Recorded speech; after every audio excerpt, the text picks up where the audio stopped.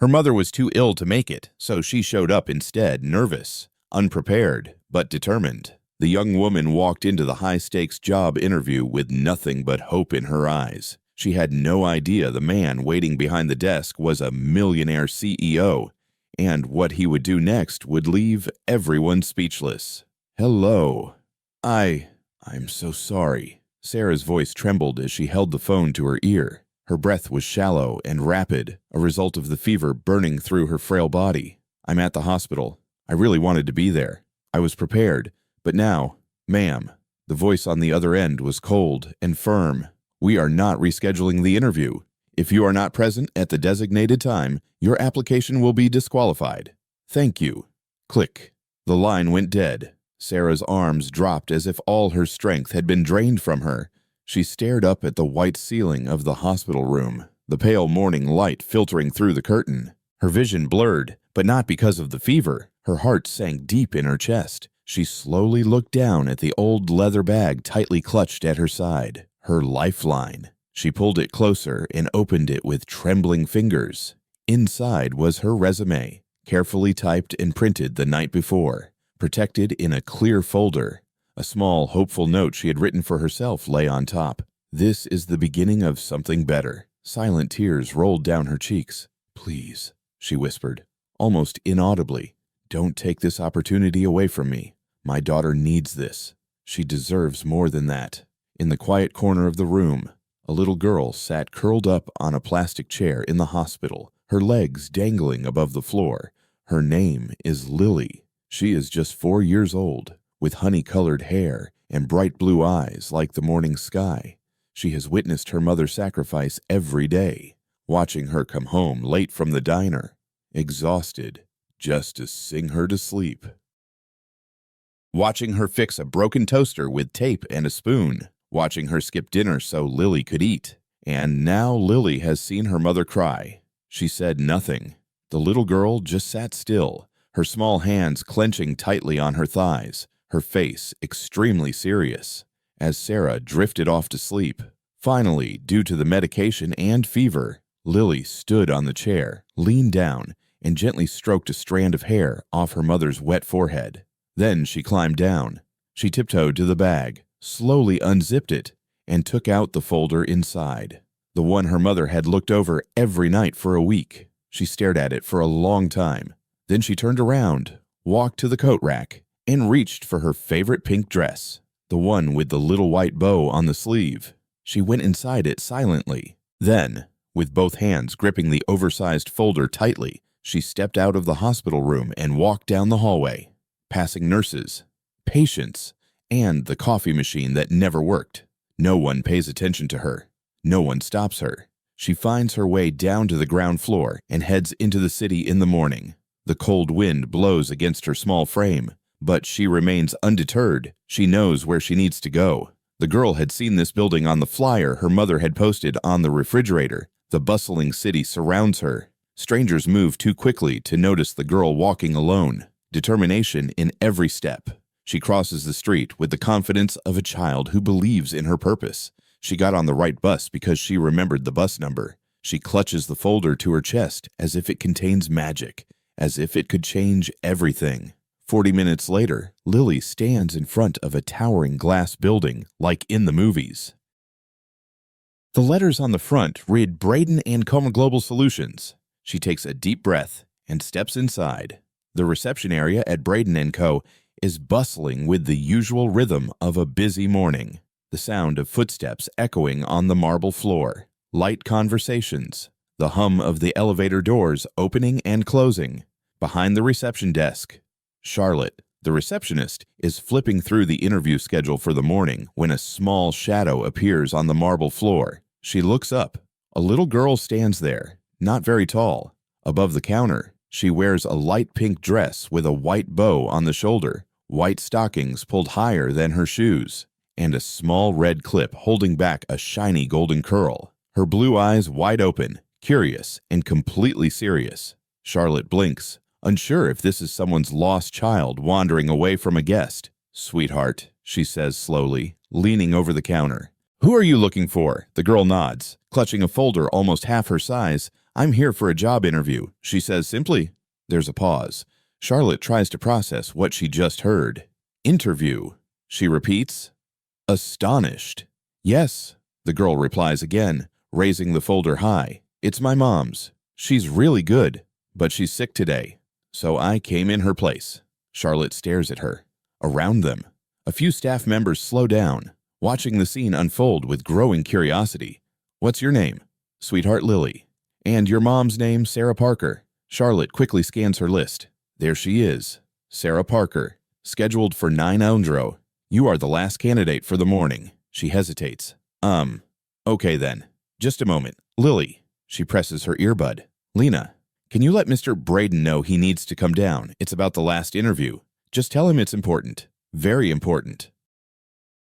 Upstairs in the executive office with sleek glass walls overlooking the skyline, Albert Braden sat alone at his desk. At 32 years old, dressed neatly in a tailored navy blue suit, he was known to be intelligent, ruthless in business, and not easily moved as he found success. He had built his company from the ground up, and throughout that process, he lost interest in small talk, holidays, and anything resembling family. He regarded most interviews as a routine exercise in frustration until his assistant appeared at the door, a smile flickering on her lips. Albert, you might want to handle this yourself. He raised an eyebrow. Is it a Harvard graduate or a former Google manager? Neither, she said. It's very unique. Go on down. Albert sighed, stood up, adjusted his watch, and then headed down the stairs. When the elevator doors opened, he saw a sight so surprising that he had to stop. There she was, just a little taller than the fire hydrant, standing in the lobby as if she owned the place. Lily, as soon as she saw him, her face lit up. Are you the boss? She cheerfully asked. Albert blinked. Yes, I am the boss. I came here to show you my mother's paper, she said, walking straight up to him. She's sick, but she really wants this job, and I think she deserves it. She handed him the folder with both hands. It's a bit smudged, corner bent, but he still took it. The entire room fell silent. Dozens of people held their breath. Albert stared at her for a long time. Then, for the first time in years, the corners of his mouth lifted, just slightly, but enough to feel genuine. He turned to Charlotte. Clear my schedule for the next 15 minutes. Charlotte blinked. Sir, I'm in the middle of an interview. He turned back to Lily and gestured toward the hallway. Shall we go in? She smiled brightly and nodded. Inside the conference room, Albert pulled out a chair for her, much larger than her, but she climbed up with practiced confidence, placing her feet on the bar below. Albert sat down across from her and opened the folder, skimming through the resume while occasionally glancing at her. So, Lily, he said, adjusting his tone, tell me why your mother wants to work here. Lily leaned slightly forward, resting her hands on the edge of the table. Her voice was clear, unscripted, just the truth. My mom works very hard. She said she doesn't buy anything for herself. She always saves money for me. She wants a job that's more than just cleaning or waiting tables. She said she wants to use her brain again. Albert looked at her without moving. She went to college, but she had to stop. Lily added, because she had me. He blinked slowly, jaw clenched. And you think she would do well? Here, Lily nodded enthusiastically. She is really smart and kind. She always helps others. Albert stared intently at the resume, this time reading each line more carefully. Then he looked back at the girl. And why are you here today? Lily. She smiled. Because my mom was very sad when she hung up. She said she wanted to give you a better life. So I came to help. Albert leaned back slightly. His expression softened. Not much, but enough for anyone who knew him to recognize that something profound had just changed. He gave a light and sincere smile. All right, he said as he gently closed the file folder. Let's start the interview. Albert sat across the table, his hands resting on Sarah's resume. Even though he had stopped reading it, his gaze was directed at the girl sitting across. Her posture straight, legs hanging down, bright eyes unwavering. He spoke with an unusually gentle tone. Can you tell me, he asked, how is your mom? Lily clasped her hands together and placed them on her lap. She blinked, thought for a moment, then spoke with certainty. Mom works all day. Always. He tilted his head slightly. What does she do? She cleans houses. Sometimes she waits tables. Sometimes she delivers food to people's homes. She never gets to sit much. Albert frowned slightly, nodding for her to continue. She never buys anything for herself. Lily added, even when her shoes have holes. No, these are still good.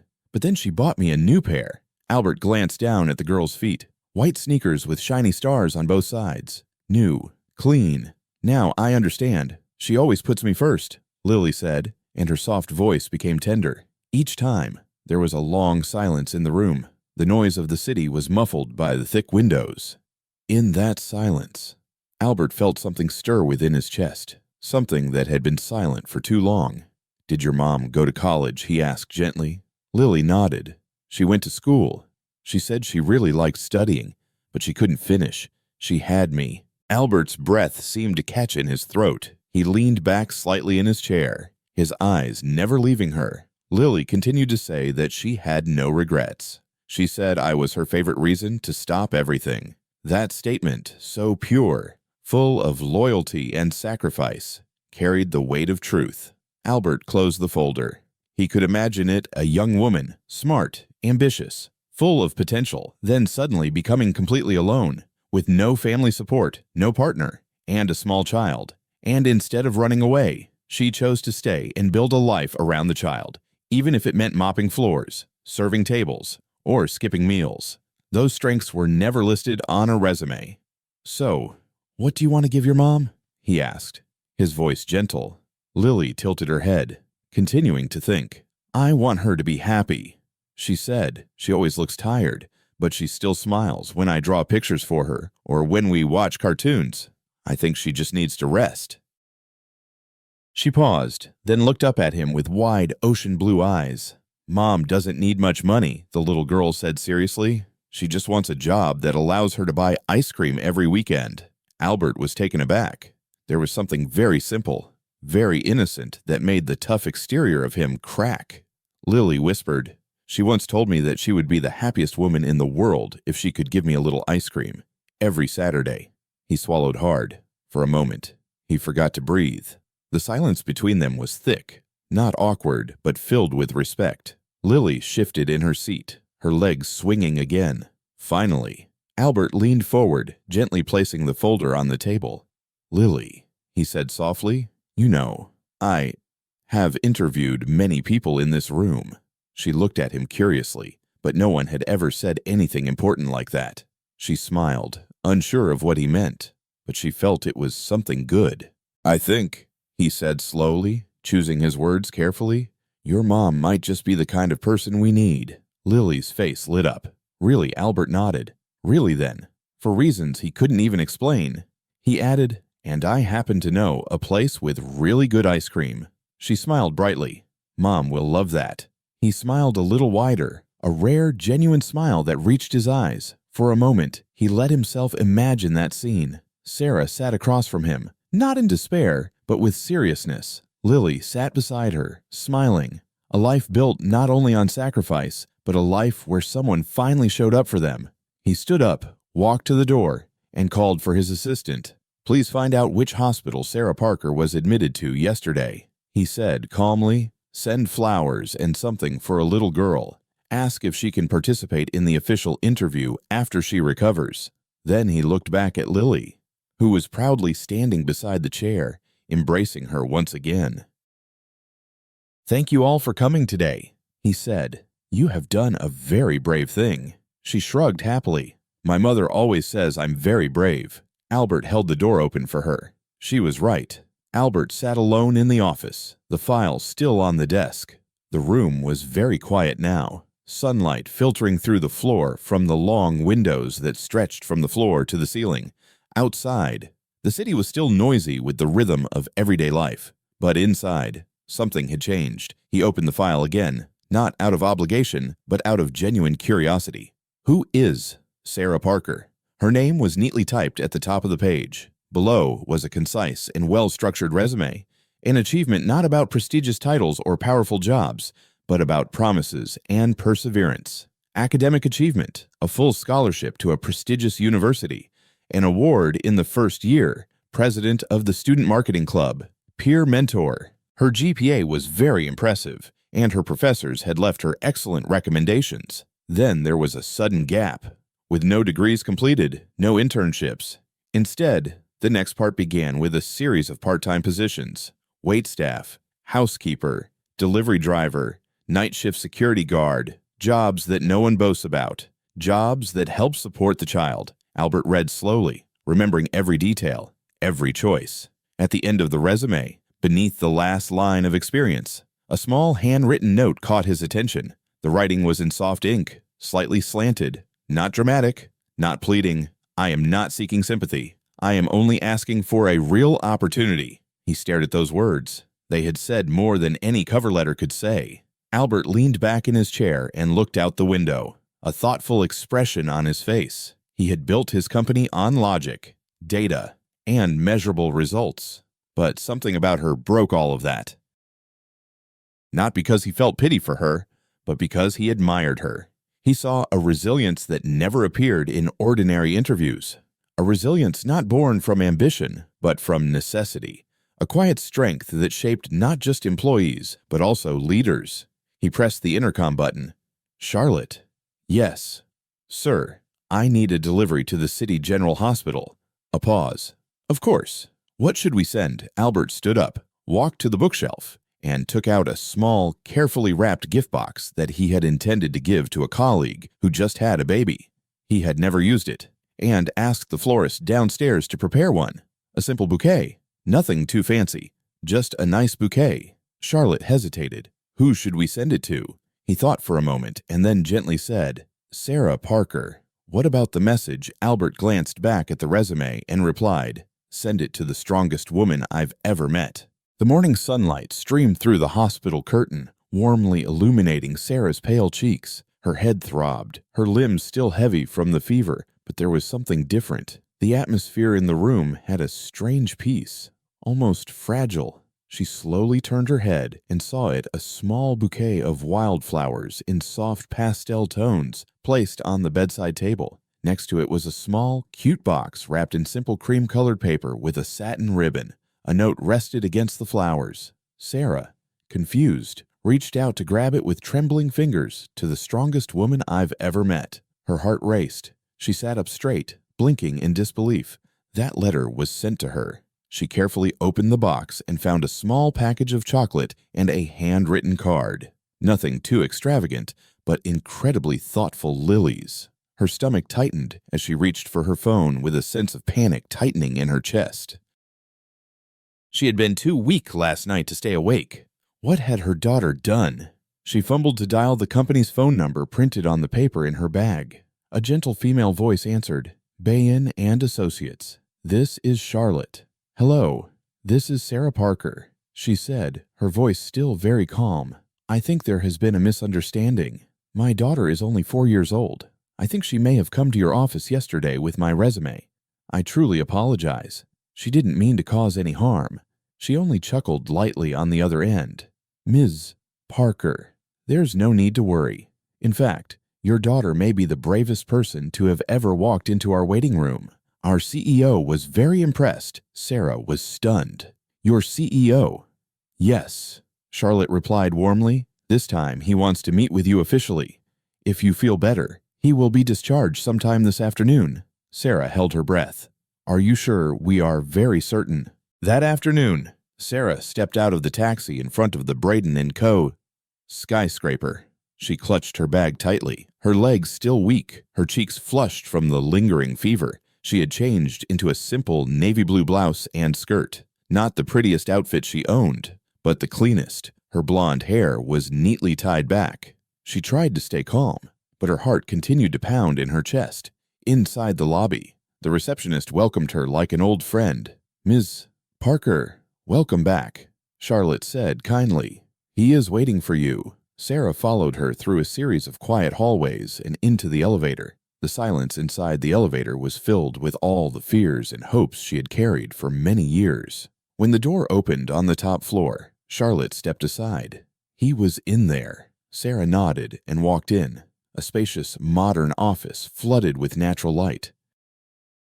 Sitting at a large glass table by the window was a tall man with dark hair and a composed, precise appearance. "Who is Albert Braden?" He looked up and smiled, a genuine smile, not polite, not forced. "Ms. Parker," he said, stepping forward.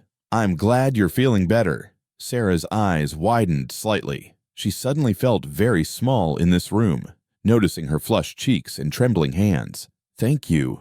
I'm truly sorry about my daughter." Albert raised his hand, gently stopping her. He said there was nothing to apologize for. "She gave one of the most engaging presentations I've ever witnessed." Sarah blinked. He gestured to the chair in front of his desk. "Please have a seat." She sat down, crossing her ankles, her bag resting on her lap like a shield. Albert sat down too, and for a moment, he just looked at her.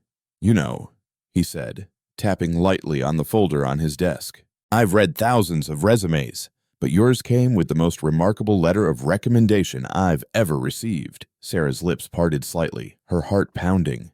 Albert smiled again, this time more gently. "She trusts you more than anyone I've ever seen trust anything." Sarah lowered her eyes for a moment, her cheeks flushing. "She is my whole world." Albert said, "I can say that, which is why I'm so eager to see what you can do here." Sarah looked up, hope sparkling in her eyes. Sarah's first day at Braden & Co. was like stepping into another world. The glass walls, the sound of heels clicking, the gentle noise of efficiency. It was everything she had ever dreamed of, and everything she feared she would never be good enough for. Albert offered her a junior project assistant position. She had been expecting an internship, maybe a probationary period for filing. But this was the reality. The team was polite, but distant. Her clothes were casual, her shoes a bit worn. She looked out of place. Her voice felt out of place. And many of her colleagues knew without asking that she was the one holding the baby. Some whispered that she was hired out of pity. Others simply ignored her. But Sarah was undeterred. She arrived early, stayed late, took notes, and asked questions. She watched every training video, read every company report, observed how senior assistants moved, organized, and followed up. Her fingers glided over the keyboard as if she had never left school, and when she made a mistake, she took responsibility, corrected it, and never repeated it again. The tone began to change slowly. Someone asked her to help fix a skateboard. Another person asked if she could arrange a meeting schedule, and then someone expressed their thanks and truly meant it. But there was one person who never doubted her, Albert. He never hovered or managed too tightly, but he still observed very closely. And when Sarah's name was mentioned in meetings, he would lean forward to ask what she had contributed and how her ideas were received. He noticed everything, just like the day Lily had a fever and Sarah called to say she could be a little late. Albert sent her a private message. "Family comes first. Take the time you need." Or that afternoon, he noticed she skipped lunch and told his assistant to accidentally bring an extra sandwich into the break room. Or the way he made sure she always sat at the table, not at the back during project review sessions. He never said anything outright, but she knew. And for the first time in a long while, Sarah began to believe in her own worth again. One evening, when most of the office had long gone dark, Sarah sat at her desk finishing up editing a presentation for a major client. The gentle sounds of the city lights shone through the window. Her eyes were tired, her fingers stiff, but she felt something rare, a sense of accomplishment. She didn't notice Albert approaching until he spoke. "You work harder than most people who have been here for 10 years. She looked up in surprise, then smiled. "I guess I have another 10 years to catch up." He pointed to the chair next to her desk. "Can I?" She nodded. For a moment, they just sat there, two people surrounded by silence, the bustle of the city below. Then Sarah spoke softly. "You know, I never thought I would end up in a place like this." Albert looked at her curiously. "Why not?" She hesitated. "I was in college," she said slowly, "majoring in marketing. I liked it. I had plans. The internships were lined up." Then she took a breath. "I met someone, thought he was everything. Got pregnant in my first year." Albert's expression didn't change, but his gaze softened. "I thought maybe we could work things out together." But he just left, disappeared. She paused again. My parents said I ruined everything, that I embarrassed them. They told me either give up the baby or leave. Albert didn't move. I left. She simply said, and I never came back. She looked down at her hands and slowly turned them. I chose Lily. I chose to be her mother, but I had to give up everything else. My degree, my apartment, the future I thought I had built. Albert reached across the table, gently placing his hand on hers. She stiffened, expecting sympathy, or worse, pity, but his voice remained calm. I was left behind too. She looked up. At that time, I was 10 years old. He continued, my parents died in a car accident, no siblings, no distant relatives wanting to take me in. I moved around constantly, learning how to survive. I built this company because I wanted to take control of my life. But I never had what you have. What is that? She whispered. Courage, he said. You chose love, Sarah, even if it cost you everything. Her eyes welled with tears. I used to think I was weak. She said, you're not. They sat there in silence. No need to say more. In that silence, something changed. A deeper respect. The walls became softer, and two people who had long been used to living alone began to feel an unfamiliar comfort in being understood. Months passed, and Sarah's world gradually changed. She had grown into her role with grace and resilience. Colleagues who once dismissed her now sought her input. She was no longer just an assistant. She had become the one who identified mistakes, offered quiet solutions, and delivered results with consistency and care. Her name carried weight and was spoken with respect. Albert had followed all the developments. He no longer had to monitor her progress. Her work spoke for itself. But he still found reasons to check in. The small excuses, the questions he already knew the answers to, and as he passed her desk, his gaze often lingered a moment longer than necessary. He was not just attached to Sarah, but also to Lily. Every Friday afternoon, Lily came to the office after preschool, skipping down the hall as if it belonged to her. She sat on Albert's armchair with coloring books, her little shoes swinging as she waited for Uncle Albert to finish his call. Sometimes he would cancel the last meeting of the day just to take her out for a milkshake. They had their own rituals. She called him boss when she wanted his attention. She calls him boss when she wants his attention. He calls her the real CEO. During company picnics, she sits on his shoulders. In the lunchroom, she always saves the last cookie for him. Sarah witnessed it all, and each moment filled her heart with joy and fear. She had loved in silence for too long, bearing her hopes beneath practical needs. Now love stared at her every day, smiling, carrying her daughter on its shoulders. One evening, the three of them sat in Albert's office after work. Lily curled up in the corner with a juice box, humming as she colored in a sketchbook. Sarah and Albert were finishing the project summary. There was easy laughter between them, the kind that belongs to those who have seen each other's scars and still choose to stay. When they finished, Sarah leaned back, stretching. She's tired, she said, glancing at Lily. Albert looked over. We can carry her down. Sarah smiled and stood up. Let me get her bag. As she turned away, she heard Lily's soft voice behind her. Mom. Sarah turned back. Can I call Uncle Albert Dad? The room fell completely silent. Albert froze. Sarah stared, the bag slipping slightly from her fingers. Lily looked up, innocent and sincere, because he always picked her up and brought her ice cream. And he reads to her like you still do. And he makes her smile. Sarah's eyes instantly filled with tears, her breath catching in her throat, not from surprise, but from certainty, because deep down she had known. She knew it from the way Albert looked at Lily as if she were very important, from the way he spoke to Sarah as if she truly belonged here, from the quiet safety she felt in the space between them. This man, who had once built steel walls around himself, had let them in, and somewhere along the way, they had built something none of them expected, a family. She knelt in front of Lily, her voice soft and trembling. You can call him whatever name you feel fits, sweetheart. Then she turned to Albert, afraid she might see something on his face. But he had stepped toward them. He bent down beside both of them, his gaze gentle. He looked at Lily, then at Sarah. He said, I am honored. Sarah crumbled. Tears streamed down her face, not from fear or relief, but from something much deeper, a sense of belonging. A year later, Sarah Parker was no longer just a worried young mother walking into Braden & Co. with empty hands and hope. She was now Sarah Parker, the project team leader. Confident and composed, she chaired meetings, guided junior staff, and received praise from every corner of the company. Her name appeared in success reports and in important conversations, and always nearby, quietly and steadily, was Albert. At first, their relationship was private, not out of shame, but out of respect for their roles, respect for the company, and respect for each other. But as weeks turned into months, the secrecy became impossible to maintain. On Monday morning, Albert brought Lily her favorite pastries. Sarah was the only one allowed to interrupt his meetings, and the way their eyes met in the room told a story that needed no explanation. It was never just office gossip.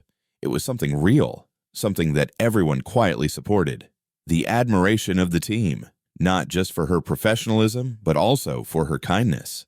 She knew birthdays, helped with late-night projects, and remembered the feeling of being overlooked. Lily had also become a part of the company. She had her own spot in the break room, a drawer full of colored pens in her locker, and a fan club that included both executives and interns. She used to start a quarterly meeting with a cheerful line, "Good morning, everyone," and no one forgets that. For many, she was the company's princess. For Albert, she was simply his daughter. On the night of the annual Christmas party, the ballroom sparkled with pale gold and green from the forest. String lights hung above tables draped in velvet. Music played, laughter echoed, and champagne flowed freely. Sarah stood next to the large Christmas tree in a long, dark blue dress, radiating with quiet grace. Her blonde hair shimmered, her calm and confident smile. Lily twirled nearby in a white dress, her sparkling silver shoes glinting beneath as she laughed and danced. Albert stood a few steps away, holding a glass of wine, wearing a black tie, watching both of them. His smile was now different, warm, open, and utterly content. He used to shy away from these things. Tonight he was close to her, not for show, but out of love. Then someone tapped a glass. The room fell silent. Albert stepped forward. "I know this is the time of year when we usually talk about numbers, growth, and goals," he began, glancing at Sarah. "But tonight, I want to talk about something that changed my life." He looked at Lily, who was then enjoying 2 cookies with icing on her cheek. "A year ago, I received the most unexpected job application I had ever seen. The one who delivered it was a girl about 3 feet tall, wearing a pink dress, holding a resume twice her size." Laughter erupted throughout the room. Sarah covered her face, tears about to spill. Albert smiled, then became more serious. "That little girl walked into my office without fear. She looked me straight in the eye, and at that moment, she brought more than just a resume. She brings hope, courage, and the beginning of something I never knew I needed." He stepped towards Sarah and Lily and gently pulled them close. "Both of you," he said softly, his eyes now filled with tears. "Thank you for showing up, for being there for me, and for entering my life right when I needed you." Then turning to Lily, he whispered with a smile, "Because you walked into my office wearing that pink dress, holding that giant resume." Applause erupted. The sound of clinking glasses filled the air, and under the sparkling lights, they stood together, not as CEO, employee, and children, but as a much stronger family. A family born from courage, faith, and an unforgettable journey into the unknown. And so, a little girl in a pink dress, armed only with love, courage, and her mother's resume, stepped into a world not meant for her and changed that world forever. Sometimes family isn't where we come from, but who stands by us when life gets tough. And sometimes love finds us in the most unexpected places, like a conference room, a hospital bed, or the heart of a child. Through this story, we're reminded of the quiet strength that lies in sacrifice and resilience. Sarah didn't show up for her own future. She showed up for her mother, for love, and in doing so, she stepped unknowingly into a moment that could change everything. Her courage, though fragile, shines through every breath she takes. and her willingness to face the unknown deserves not just admiration, but support. If this story touched your heart, consider cheering Sarah on in the comments. What do you think her next step should be? Should she follow this unexpected path or go back to what she thought was safe? We'd love to hear your thoughts. At Touching Tales Hub, we believe that stories like Sarah's, full of heart, quiet bravery, and life's unexpected turns remind us of what really matters. If you believe in second chances and the beauty of the human spirit, don't forget to hit that subscribe button and join our growing community. Your support helps bring more inspiring journeys like this to life. Subscribe, share, and let's keep spreading light one touching tale at a time.